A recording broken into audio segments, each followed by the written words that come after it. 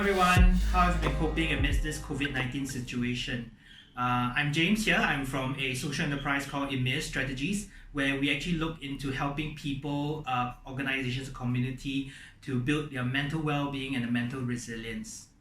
Now it has been we here in Singapore. It has been for me. It has been a crazy few weeks. We are actually completing our third week of the circuit breaker here in Singapore. It's actually a safe distancing measure that has been put in place to kind of get to reduce the risk of community infection by having people work from home, and staying home.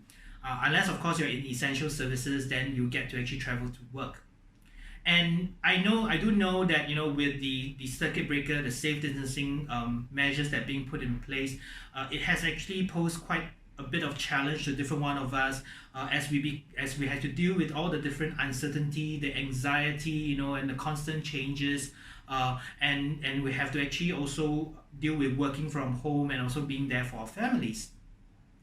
This COVID-19 situation, this pandemic is something that not just individuals but families and communities are fighting at two fronts. At the physical front, where we all do know that the effects that COVID-19 have on our physical health, and so we're actually taking different measures to basically protect ourselves and our loved ones. Measures like, for example, thorough and regular hand washing, masking up if we actually need to go out to get things, or even safe distancing. Like even when we go out, how we actually are to keep at least a meter away from other people, while queuing up for things. And if there's no necessity, then we shouldn't go out.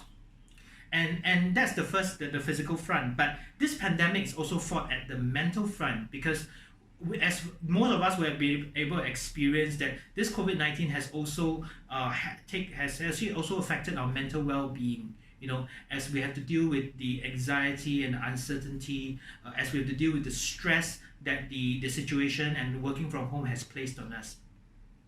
And so, what we want to do in this video is that we want to actually just share some tips.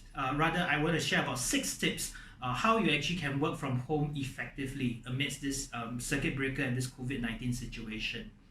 And we hope that this will be helpful for you, because these tips are actually things that I have actually researched myself and also come to conclusion that it works, after even experimenting on it myself, because these are some of the things that I use as I work from home. Stephen Covey, author that some of you would be familiar with, who wrote the 7 Habits of Highly Effective People, stated it very clearly to say that how, next to physical survival, the greatest need of human beings is actually psychological survival. And it goes to show how we need to actually take care of both our physical health as well as our mental health. And so without further ado, here are the tips. I'll share 3 tips in this video, and then in the second part, I'll share another 3 tips. So the first tip is that I found that really works for me is that of routine.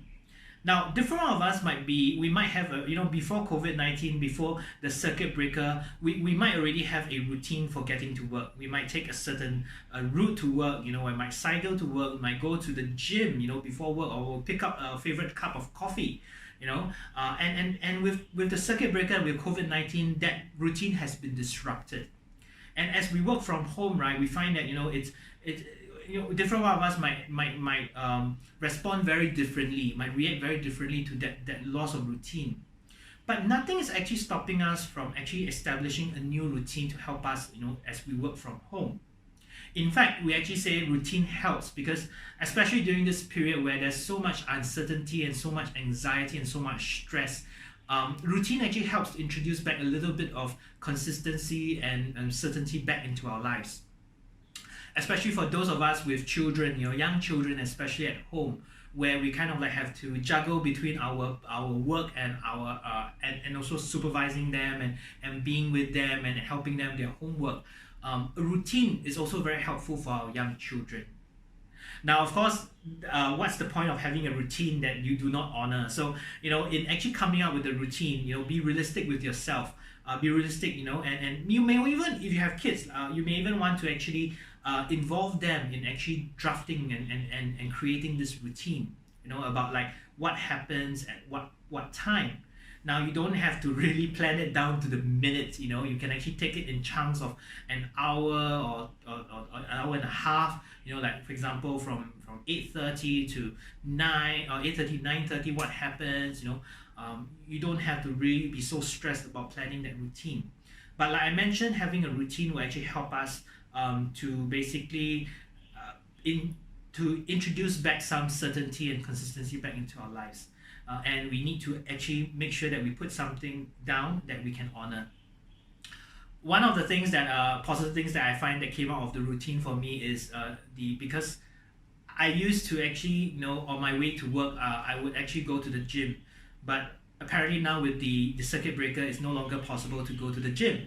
And so, sometimes I would forget to exercise, and I could really feel the effects of, staying home and just eating and working. And so the thing about it is that I started telling myself to say that, no, this can't continue. And so I think by having a routine, I actually was very intentional in putting exercise into the part of the routine, so that there is one segment in the morning, that I would actually bond with my kids and exercise together with them. And I think that's important because not only is it important for our physical health, but it's also important in helping us to really have this time together of bonding with our family members as we work out together. Of course, the first time when we are doing it could actually be a little bit, for those of us who are not used to it could feel a bit funny, working out in front of the TV, but it takes a bit of getting used to it, and I'm sure after a while you will actually be, you'll be okay with it. So that's the first tip, of having a routine, and sticking with it. Now the second tip is basically that about how we need to actually set our work for success as well. And that will involve the first thing, for example, making sure that you have the various tools, using the right tools for your work.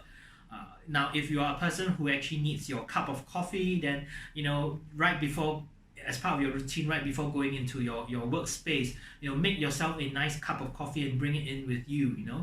Make sure you have the various tools that you need, the writing materials, the paper, the pen, the highlighter, the color pencils, or whatever. Make sure you have it with you so that you don't have to end up walking in and out of the room, just to get that. And besides that as well, you can also help by creating a conducive work environment for yourself.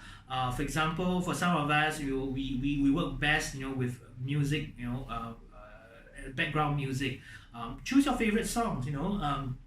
Someone was actually saying that try to choose songs with no lyrics, because so that it kind of like doesn't really affect you. But I mean, that's it's up to you really. Whatever works for you. If you find that working with headphones help, then use a headphone as well. Use your earphones, as you plug in and just listen and work. Experiment again, with the kinds of music and what would help you. And also another way of actually helping us to actually work effectively and setting our work for success is also using the right online tools.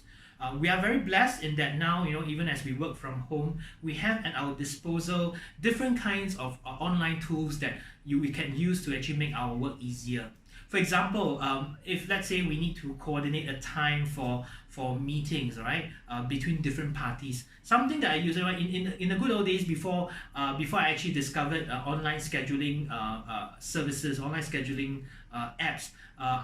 We actually have to send emails to different parties, and then you're trying to find out what is the best time that works for everyone, and then just as you find that this time works, another person replies, all right, this can't work. So it actually becomes, there's a lot of emails and the ding dongs, and it actually makes it very difficult. And then I found that there are like softwares like Doodle and that you could actually use to kind of like propose a few time, and then have people to kind of vote on which timing works best for them. So use some of these online tools like Doodle, online scheduling softwares, Google Drive for collaboration. In my social enterprise, we are actually a small social enterprise, but with a very big social mission of trying to help people build their mental resilience and their mental well-being. We have a lean team. And so we have a lot of things that need to be done on a day-to-day basis, and it can be very, very, very a lot of tasks that needs to be done. So for us, we actually rely on something like automation tools like Zapier and IFTTT to basically automate some of our processes. So like for example, we in collecting information, we could either use Google Forms or even Typeform, and then we kind of set up an automation says, okay, when someone actually sends in a form, what happens, so we can use Zapier, we can use IFTTT to kind of like set in place the automation so we don't have to do it automatically. We don't have to do it manually. We also use many other tools online, and I think you will be able to find some of these tools to help you as well. So there you have it. That's the second tip of how do you actually work effectively from home. The third and final tip before we actually go on to the the part of the video where we actually share the other 3 tips is MIT, and which actually stands for the most important task. Many of us might actually rely on a to-do, and there's this for different of us, there's this magic of to-dos, right? Because kind of like, there's always this thrill of being able to check things off, as we complete them, and we might be able to complete like 10 or 15 tasks, in a day, before COVID-19 and before the circuit breaker took place.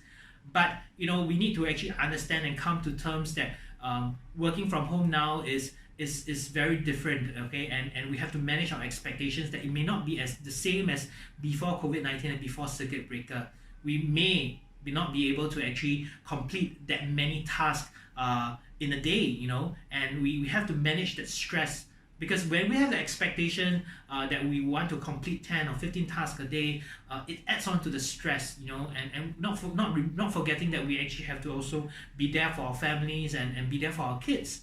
And so having focusing on the top 3 tasks in a day actually helps us to reduce that stress, because it's kind of like a battle plan for the day, as we kind of like focus to say that, okay, these are the 3 things that we want to actually achieve today, and after we've done it, I can actually spend time with my kids and all that. So the 3 tasks could be, different things that you could do in each day.